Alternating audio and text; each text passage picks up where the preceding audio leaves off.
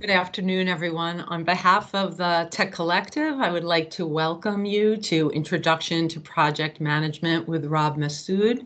I'm the Director of Business Development at the Tech Collective. And for those of you who are unfamiliar with our organization, we're the IT industry for the state of Rhode Island.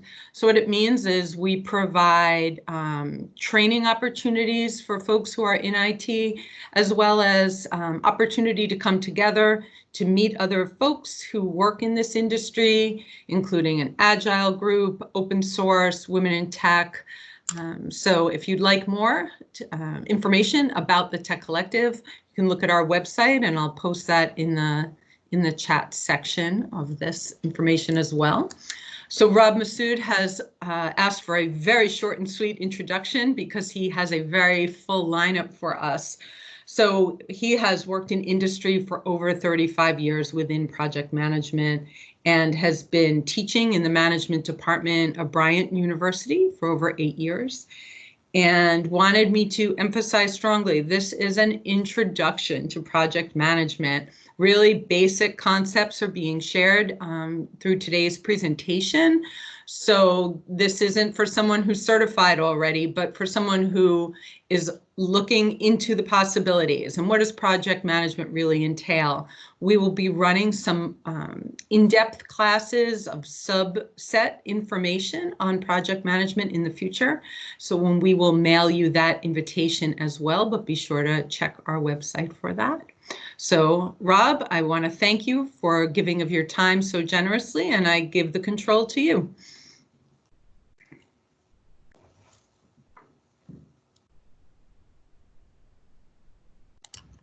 We can hear you. You're on mute. Can you unmute him? Okay, hold on. I'll unmute him.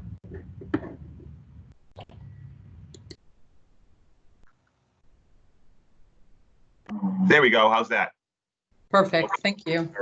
Well, thank you, ladies, and thank you, everybody, for taking the time today. Hopefully, we'll be able to get a lot of information to you, but again, pretty high-level stuff, as Monica was just mentioning. So let's just get right into it.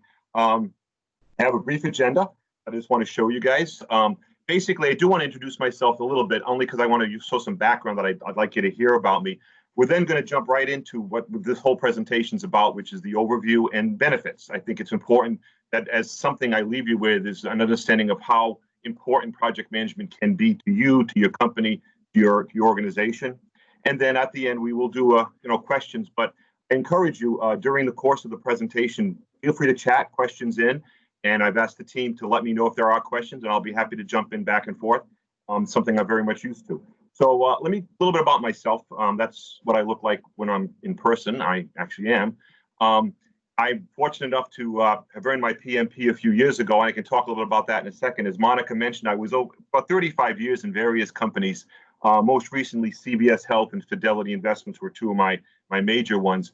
I mentioned that not only was I a project manager, but I was also involved heavily in operations management. And the reason I mentioned that is, as a project manager, I wasn't only doing projects that touched external customers. I did a lot of projects that were actually more internal to the company. And so one of the things that people do get confused about is, I'm going to create a new marketing program. I'm going to build a new product. I'm going to develop a new initiative. That's a project. But if I'm going to work inside of my company, that's different. Well, that's not really true. Okay. If you're going to change, for example, your company's health plan, that's a project. If you're going to maybe make your company non-smoking, that's a project. It has nothing to do with the customers, but it's something you're doing internal. So make sure that those things kind of jive a little bit. I am a certified PMP, which is a project management professional. It's a level of certification that you can earn by working for a few years as a project manager and passing a relatively strict, kind of tough, standardized test. There's a lesser version of that test, which we'll talk about in future sessions. It's called the CAPM. It's nowhere near the level of complexity, but it still basically gets you to test your knowledge. But we'll hold on that one for a little while. I don't want to muddy the waters today with that. I am also the past president of the Rhode Island chapter of PMI, and also what that means. Basically, there are over 600,000 members of this organization called PMI, Project Management Institute. They're project managers all over the world.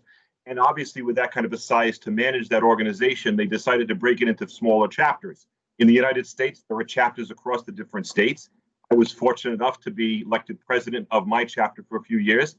It's a good thing because, in a sense, it gives me a lot of contact with people all over the country, all over the world. I've met project managers from everywhere, and I get a lot of background, a lot of feedback, and a really good exchange of information. If you're at all interested in project management, it's an organization I would strongly suggest you consider joining. There's a lot of networking, a lot of good information that goes there.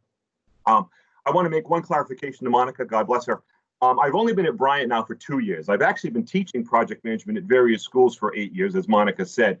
I did most of my time at Northeastern University in their graduate project management program. But being that was Boston and kind of a commute for me, I've let that one go by. I am full-time at Bryant right now, which I love immensely, and I'm in the management department, as Monica mentioned. And I am also currently teaching at Wentworth Institute, also in their project management world. I teach their graduate and undergraduate capstone products. So I'm basically involved in a lot of education, which is really a great second career for me. So that's where I am. I would love to meet all of you guys someday, but for now, that's enough. So let's move on to what we're going to be doing here. I have a goal, as anyone should when doing something like this. I want you to get a practical, clear understanding of what project management is. And I call it a critical business discipline because that's how I feel about it. Okay. Why? Well, because regardless of what you do in your career, whether you're an owner of the business, you're an accounting member, a department, whatever it might be, you are going to encounter projects. Okay. So what I'm hoping this session will give you is an understanding of the foundation of what project management's all about. Okay. Again, I don't expect anyone to leave this session saying, I'm a project manager now. I think it's going to give you a good feel for how projects intertwine with everything you do and how something like a discipline of project management can help you. So let's talk about what it's all about. What is project management? All right, simple enough. This is a book definition, okay? Project management, the application of knowledge, skills, tools, et cetera, et cetera.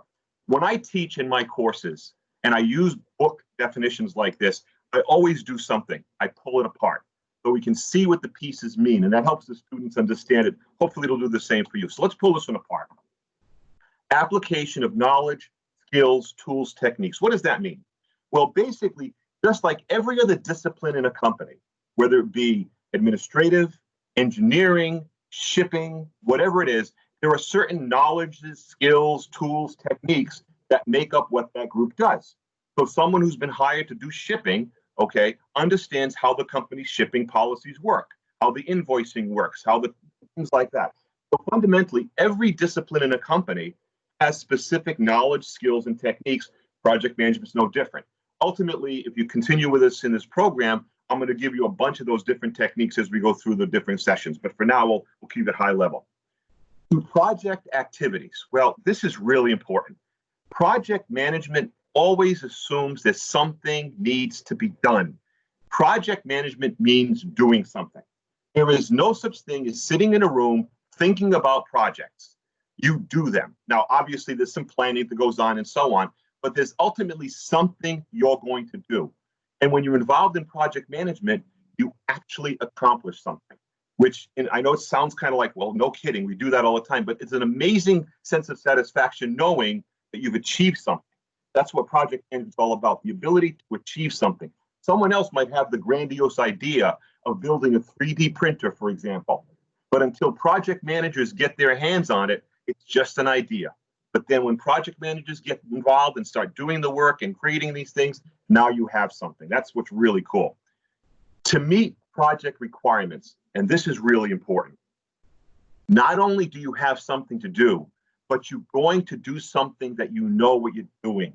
And good project managers make sure they understand what they need to do before they even get started at doing. It's really the most important part of project management. It's the concept of knowing what the end is going to be before you actually put any tools together or nail a piece into a wood or whatever it might be.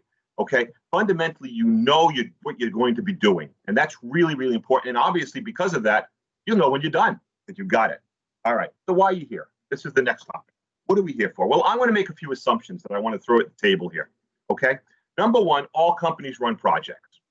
I'm sorry, that's the case. I don't care whether you think you do or not, you do. As a matter of fact, the name of companies that don't run projects, you might be familiar with these guys. You might have heard of those companies. Okay, one is pretty much closed down. The other one is pretty much on the way out. That's the companies that don't run projects anymore. Everybody else is, okay? I want to make another assumption. Successful companies run successful projects. No kidding, okay? That's basic logic. Success breeds success. If you have a good project, a successful project, your company is going to be successful. There's nothing remarkable here. But here's the one more assumption that I think might raise a few eyebrows. There are a lot of successful companies, and in fact, I would probably argue every company that will run unsuccessful projects, okay? Sounds counterproductive, but it's true, all right? I worked for a lot of companies, as you saw in my background, and we ran a lot of unsuccessful projects. And those companies that still exist. As a matter of fact, I'll tell you a story, a real quick one. I worked for Fidelity Investments, and I went to Fidelity Investments when they decided as an idea that became a project to expand their offering beyond their typical, what they do for most people, which is retirement planning, investments, and so on. And they said, you know, if we're already doing retirement and other things related to human resources for a company, why don't we offer them HR and payroll? We'll actually do timekeeping, payroll processing, and so on. So they invested billions, literally, of dollars to create an organization that I was working for to do just that. It fell flat on its face. It just didn't work out. People said, no, you guys do investments great, you do retirement great, you just don't do this the way we want it. Fidelity said, okay, we spent the money, it was a good try, it's done. So even successful companies that are still incredibly successful do have false starts. It's the way it works, okay? Why am I mentioning all this? Well, basically, here's the question. If a successful company can survive, even if it runs unsuccessful projects, such as Fidelity did, what's the point of formal project management? Well, I got an answer. Pretty simple. If you can do things right, why would you want to do it any other way? Okay? If fundamentally, I mean, certainly Fidelity would have liked that to be a success, as would any company who's run a project that hasn't gone well. Of course, they wanted it to succeed. Nobody does something to fail. So if there's a way to try to help ensure its success, why not? Well, that's what we're going to do here. So once again, let me go back to this why thing. I want to make sure you have a feel for this. I'm going to ask a kind of a silly silent survey. No one has to raise their hand or anything. I can't see it anyway. So let me ask you this question. How many of you sing? Okay. Just how many of you sing? Now, let me explain what I mean. I don't mean professionally or as part of a choir. I mean just sing. Like, for example, as you're jogging or as you're in your car, listen to radio, maybe at holiday celebrations at your parish, or like even in the shower. You know, you belt out whatever the latest song. You just make it happen. I don't think anyone doesn't.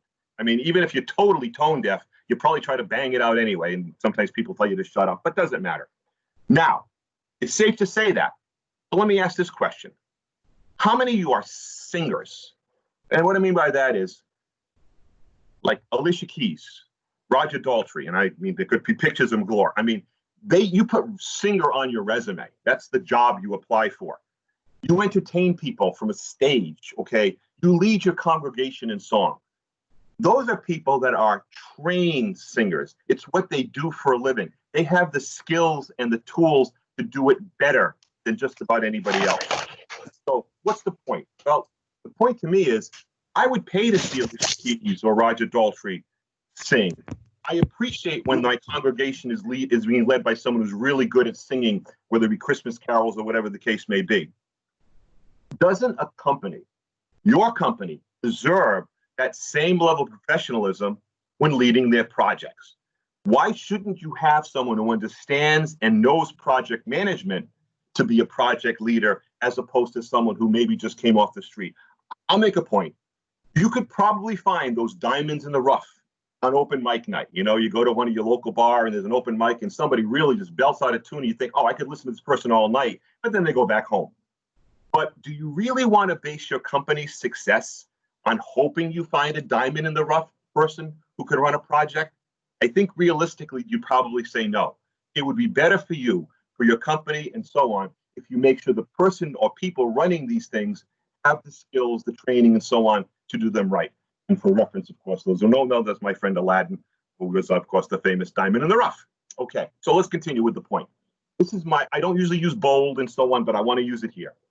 Project management, and by extension, the practitioners, namely project managers, are the best way for companies to successfully plan and execute projects that are going to meet their goals and satisfy their owners, shareholders, and I even left out one more, customers. Okay, that's how it's going to work.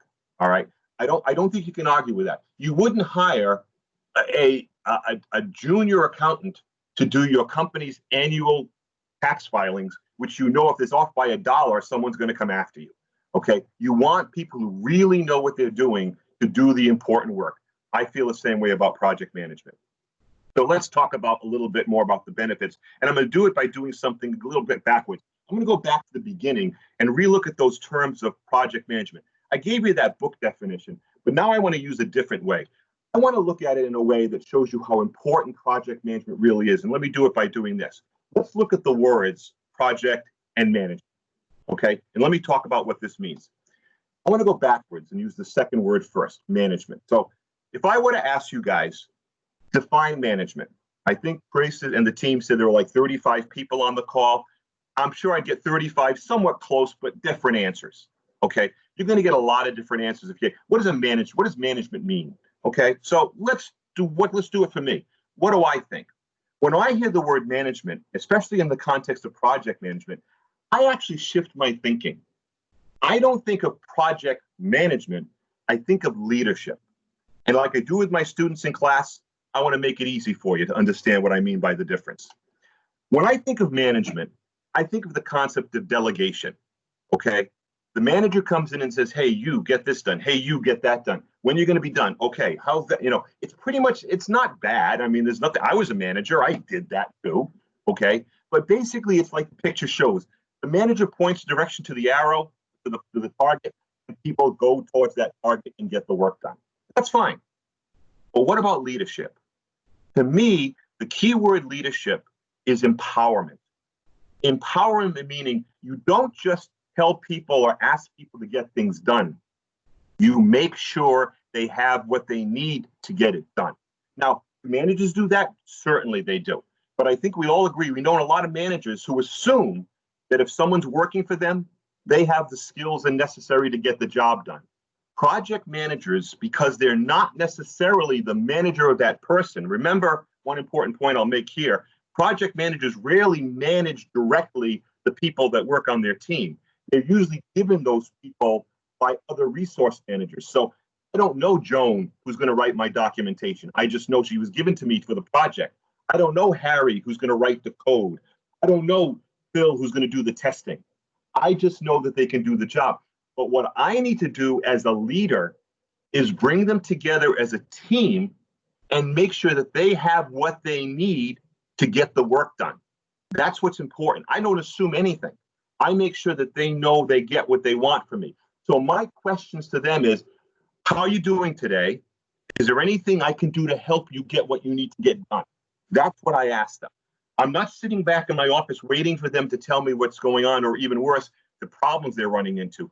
I'm proactively involved, okay? So that's my difference between management and leadership. Now, again, it's a slight one, I know that, but I think if I was redesigning the world, I would call my discipline project leadership, because I really think that's what it really boils down to, okay? So I'm going to continue on, and Chris would interrupt if she wants to.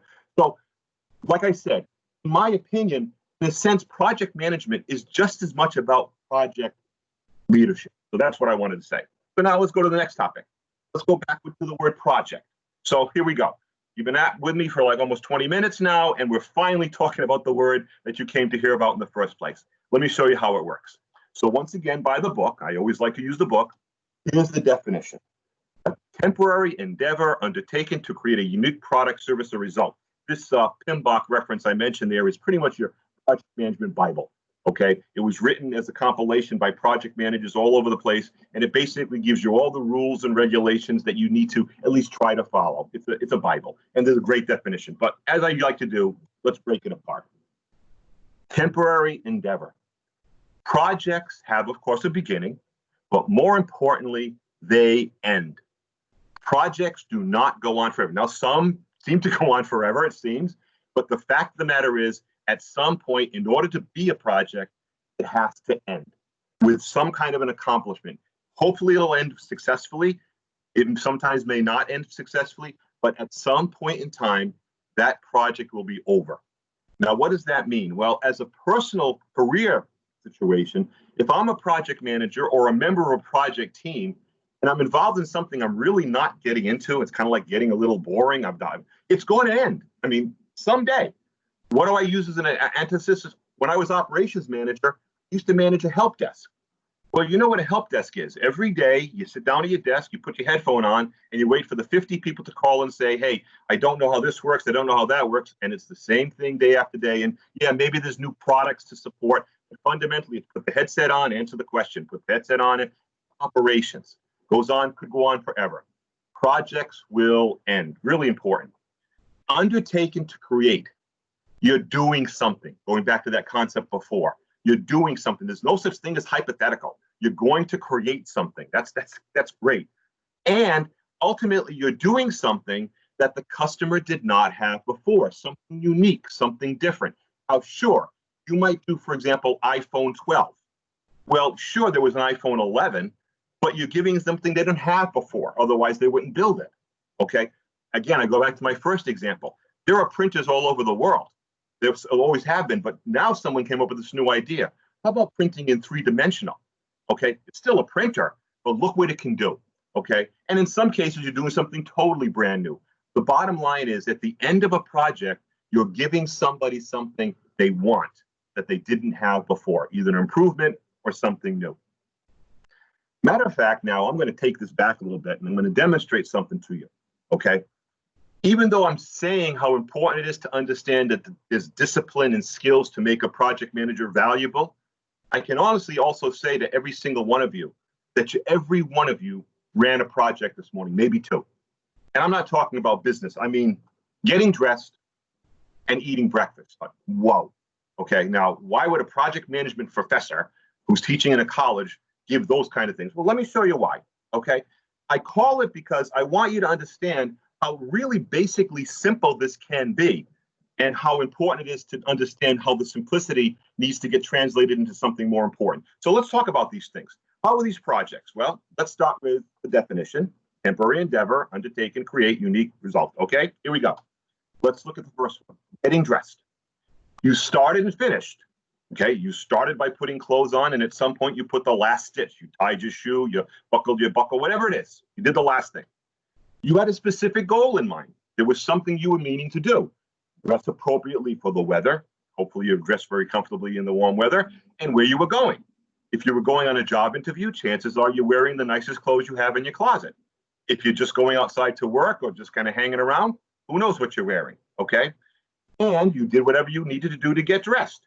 You picked out the clothes you needed, made sure they were clean, put them on. Project completed. You ran a project. You had the need, it was temporary, you got it done. Let's do one more real quick. Eating breakfast. Assuming you're not still at a buffet, which unfortunately are closed right now anyway, okay, breakfast had a start and end. At some point you started making it or having it served to you, whatever the case may be, you finished eating. You didn't have a lot of time because you had an appointment or something, you had a quick breakfast. You had all the time in the world, you probably sat and relaxed, looked at the paper, or whatever you do, maybe watch television, you took your time. You prepared, or had someone prepare, you finished eating it, project completed. Again, I don't mean to make light like, wow, that's kind of silly. It's not. It's trying to point out the fact that project management and projects are not like this up in the world spacey thing you don't understand, like quote unquote, the old rocket science thing. Okay. What they are real, actual things that you do all the time. More importantly, they're things that your company does all the time. Now, what does this all boil down to? Why does it matter? Well, because even though just about anybody runs projects, pretty much kids do all the time, I think you'd agree, and I make this point, that there are a lot of projects a lot more complex than getting dressed, okay, or making breakfast or whatever else it is. And it's those projects that typically in a company are a heck of a lot more impactful than others, and in some cases could make or break the future of the company.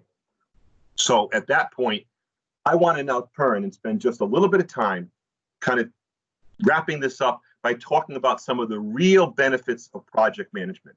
Now, this is kind of one of those teaser campaigns because I'm hoping through this last slide, which is pretty much a few different things, I'm going to convince you that this is really something you want to learn more about, because one of the promises we made is to kind of open your eyes to some of the key concepts. I'll talk about a few of them here. there's so many key things that make a project manager, a trained project manager, valuable to your company that hopefully you'll see either in this next slide, but more importantly in future sessions. So let's take a look at some of these benefits, okay? And when I say benefits, I mean good project management benefits, okay? People that know what they're doing. Better customer relations and higher quality. One of the most important roles a project manager plays is to be a communications link between the customer, the person or people who want what you're doing, and the project team doing the work.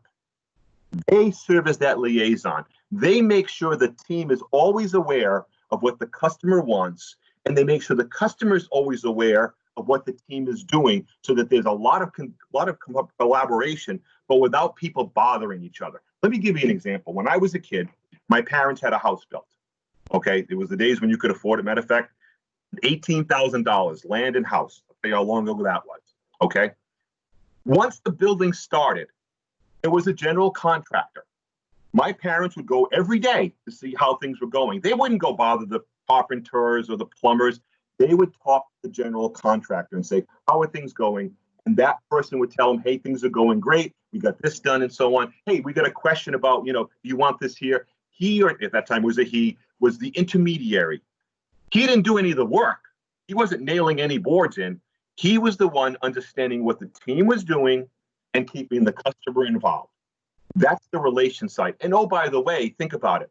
Not only was he doing that, but because he was making sure my parents were engaged in what was going on, he was helping to ensure better quality. So there was no surprises when he handed the key to the house and they opened the door and said, oh my God, it's a pink room. They don't want that.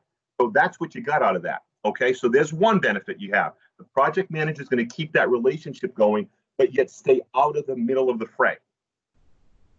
Quicker execution, lower costs. A project manager's responsibility is to keep people focused on what needs to get done. Hey, what are you doing today? Can I help you get it done? What do you need? Do you need a resource? Do you need another computer? Do you need something else? By making sure people stay on point, things get done faster. And everyone on the call knows, if you get it done faster, it's going to get done cheaper. Sure, you could hire really expensive people to get it done faster. Maybe that's a good thing. Maybe it's better to have somebody who's really good at something for a week. It might cost you more than having someone not so good for 3 weeks, costing you less money, but more in the long run. That's what a project manager does all the time. How can I best get these things done as quickly as possible so I can keep costs down? Pretty good thing for business. Reliability, okay? It's one thing to have quality, which means it works. It's another thing to work the way the customer wants it to. That's what reliability means, okay? The ability not just to deliver what works, but what the customer really wants. It's going to do what they want it to do. That's reliability. That's what a project manager, again, with that interaction between the two teams, keeping them separate, but at the same time acting as an intermediary between them. Improved resource usage. I kind of referred to this a second ago. Do I have the right people doing this work? Or can I maneuver things around so that this group that's really good at this does something different, just because it might make things work better, okay? If I have a team of people that are really good at a particular task, are they working that task? Or are they being distracted by something else because they were inadvertently reassigned? Things like that happen all the time. There's a constant movement of people and things like that. The project manager sitting above all that will say, how can I best use the resources I have to make sure they get done? And I'll give you another example. It's time for the project to wrap up. And the project team has brought in this equipment they needed to do the work. I'll make it up. Let's say it's a software project and they brought in all these extra computers to do testing. Well, the longer those computers are in the building, the more it's costing the company, okay? Because fundamentally, every minute that you're renting these things, it costs money. A project manager is going to be on top of that and saying, are you done with these? Yes. All right, let's get rid of them. So once again, we're using not just people resources, but physical resources to the best ability possible. Better coordination with the project team. Is there anything worse than a bunch of people running around trying to do the best job they can with no leadership? I'm not going to go political, but does that not sound very familiar right now? Okay. What we really need, okay, in a project is someone to be the ultimate accountable person. That's the project manager. If someone doesn't know what they're supposed to be doing, he or she should be able to tell them. If someone's confused as to why this is being done and not that, the project manager should be able to answer that question. Senior management's wondering what the projects, what's going on right now, the project manager will answer that. So fundamentally, that project manager is going to be engaged in everything without physically doing any of it, okay? But by being above the fray, they're coordinating the entire team. Silly example, think of a symphony orchestra, okay? When there's a symphony orchestra concert, there's a conductor. The conductor doesn't go play the harp. He or she doesn't go play lead violin. They stand in front and make sure everyone is doing what they need to do, making for a much better performance than if he or she was half over here, half over there. The idea, that's the coordination component. Focus and worker morale.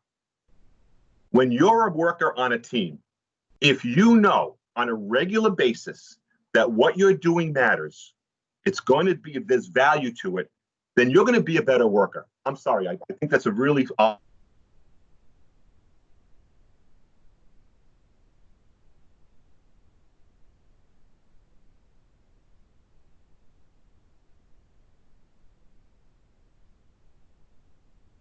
and saying, hey, the customer likes this, the customer is looking for that, and so on.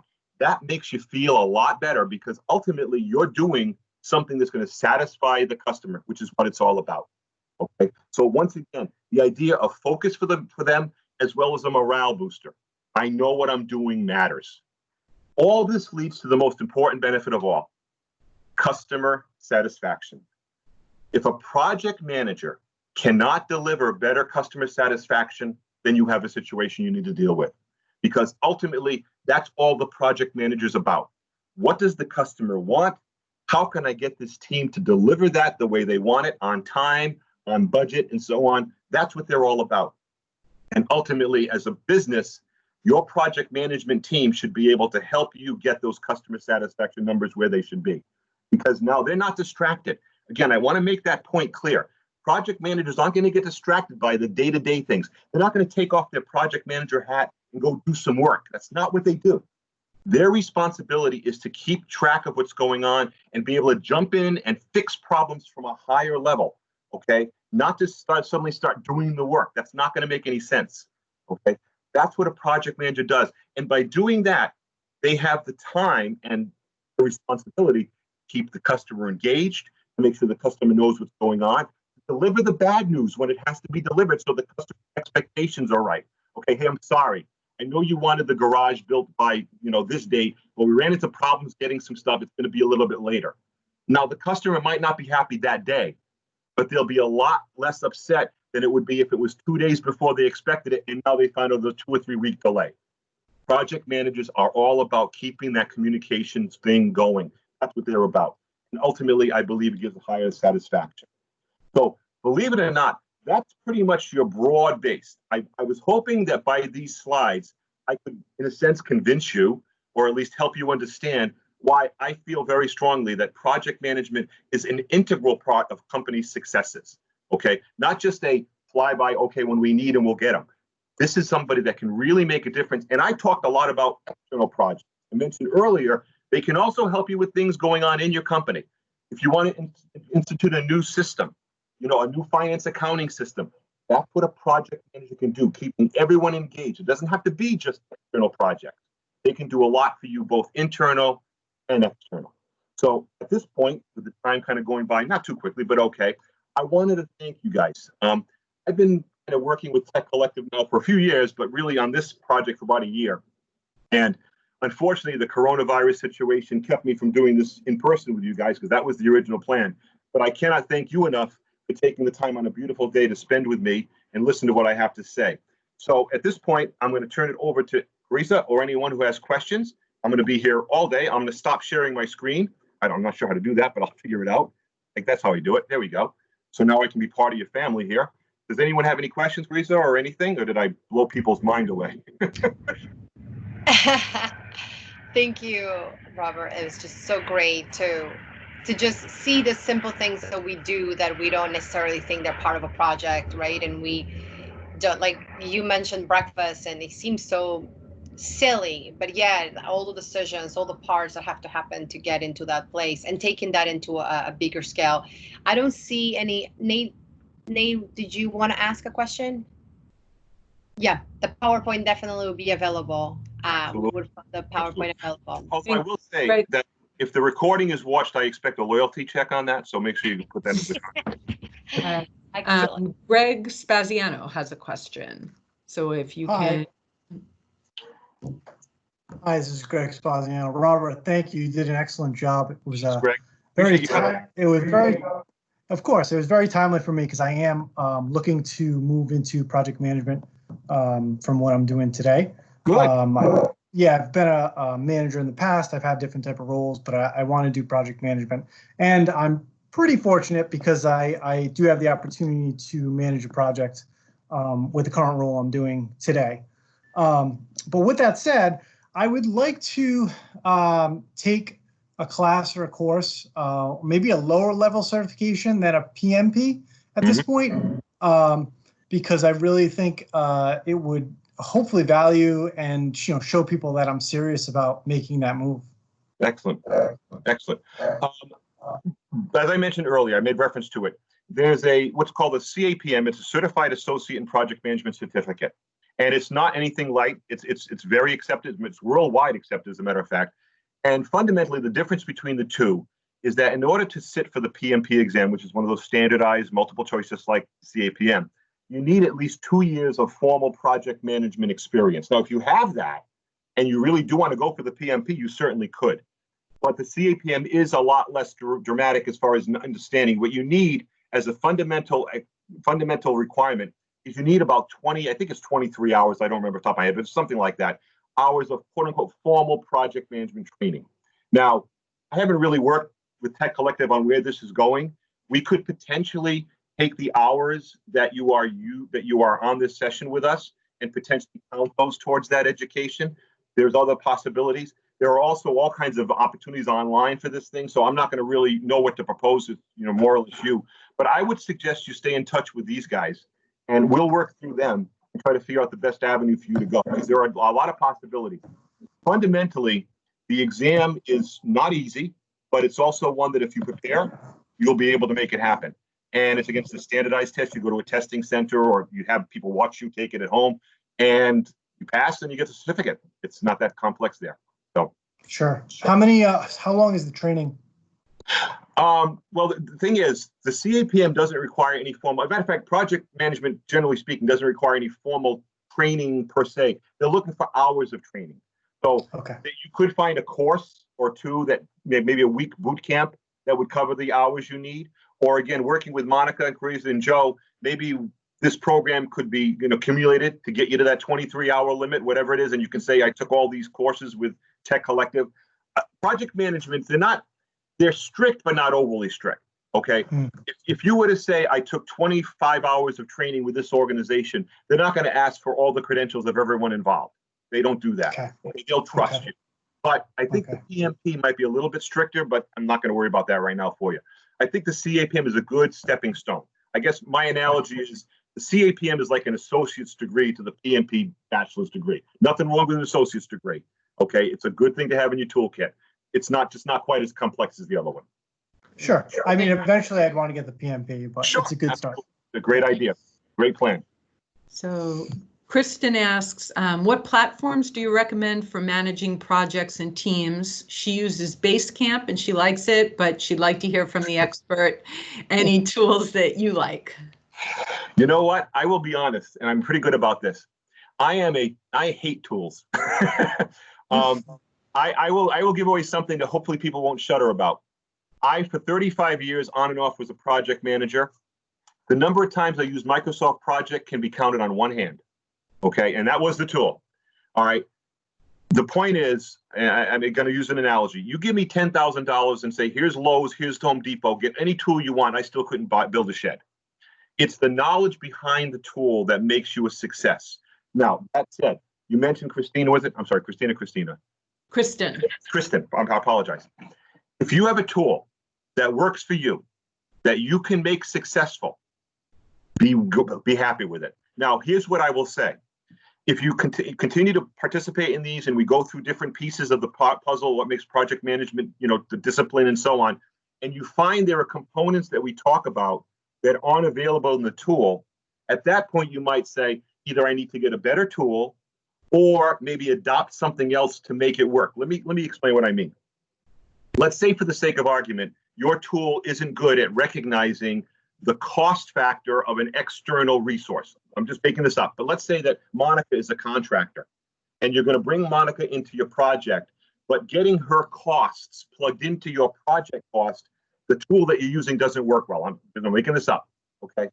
Fine. You either can say, well, the tool is insufficient, I might need a new one, or you can say, you know what, for the sake of tracking those costs, I'll create an Excel spreadsheet and I'll simply merge my reports later on.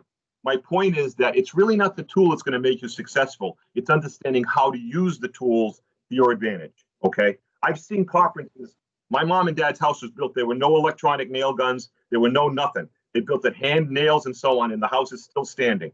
So, the point is the tool is going to make you, it'll help you, but it's really knowing what you're doing that's going to make you a success. Hopefully that helped, Kristen. Super. Maria Rosa asks, I did PMP many years ago, but I didn't take the exam. Do I need to do the schooling again? Honestly, that's a great question, Maria. I don't know, but if you go onto the PMI.org site, PMI.org, okay, you can look up the certifications. There's a section on it, and there are questions, and there's places to contact them and ask the questions. I don't know their rules. I don't ever remember there being a statute of limitations on how many hours when they have to be done, but I'm not a PMI, executive, so I don't know. I would say PMI.org is the website. Go there and take a look. And if you have questions, you want to come back through them to me, I'll be happy to help you out. Super, thanks. We have a lot of questions. David asks, can you talk about what factors, details make a project successful, such as executive buy-in, sponsorship, frequency of touch-base meeting with internal teams, etc.? That's an excellent question. First of all, let me make a point that probably becomes pretty obvious. No two projects are alike, and basically the drivers behind them can vary. But David mentioned some of the most important ones. Needless to say, no project manager comes to a project with his own wallet or her own wallet. Okay, there's budget, funding, and so on that comes, and it only comes from above.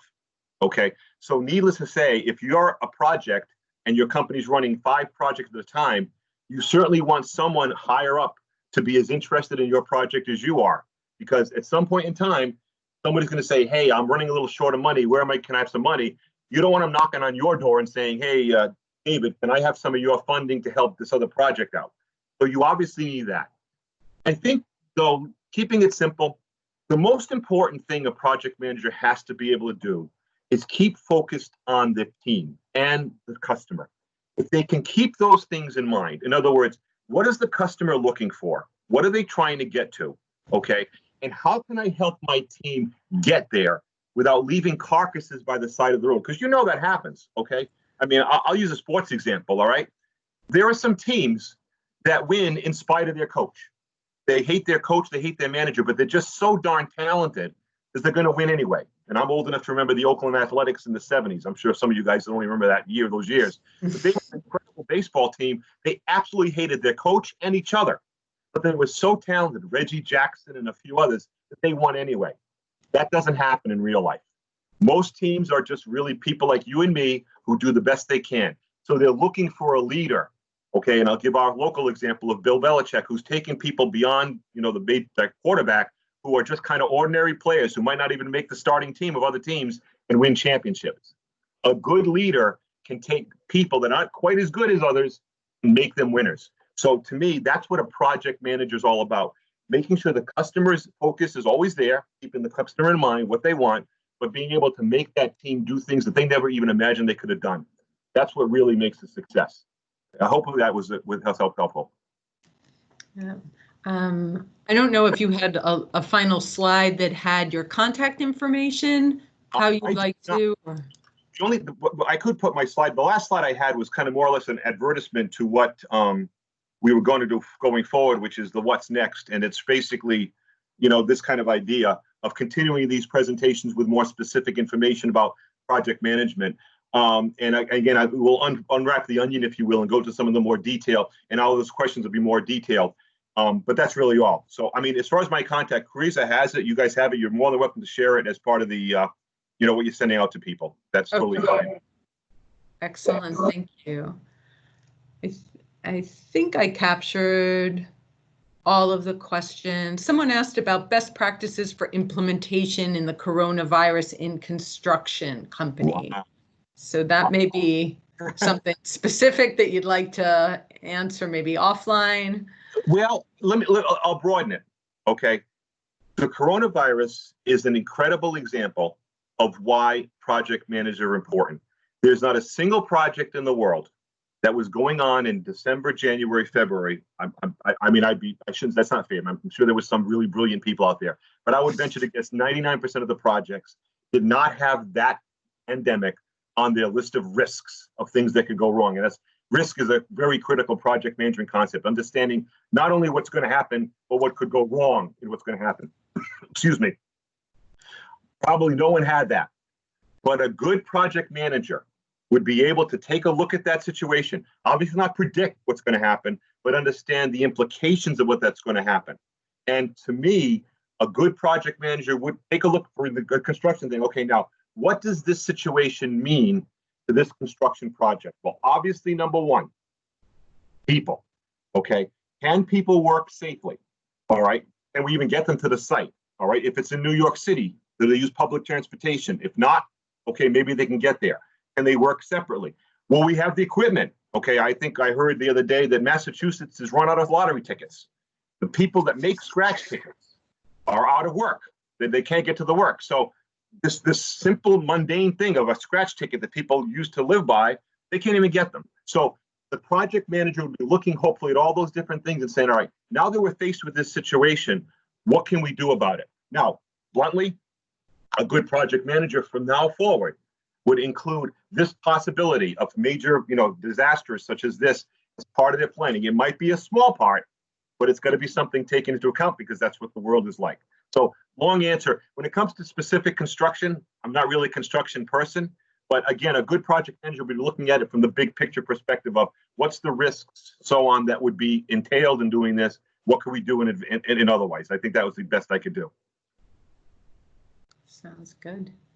All right. Well, thank you so much. I think that finishes up all the questions on the board on the side, which is awesome. This has been a great discussion. Lots of interest in this topic, certainly. So we look forward to bringing you more from Rob, as well as other presenters in this area, because there certainly is a need and a desire for it. So Creosa will be sharing with all of you Rob's contact information in an email, so you can look forward to that from her. And Rob, I'd like to just thank you for your time and effort. This was an excellent, engaging, and kind of fun presentation, very upbeat. So we all appreciate that on an afternoon. Thank you. That's very kind of you guys. I appreciate all the work, and everyone on the call. Really, thank you guys so much. And again, feel free to email me. I'd be more than happy to help you out, and hopefully someday we'll all be able to do this in person and get to know each other better. Great. Thank you. Everybody. Thank you.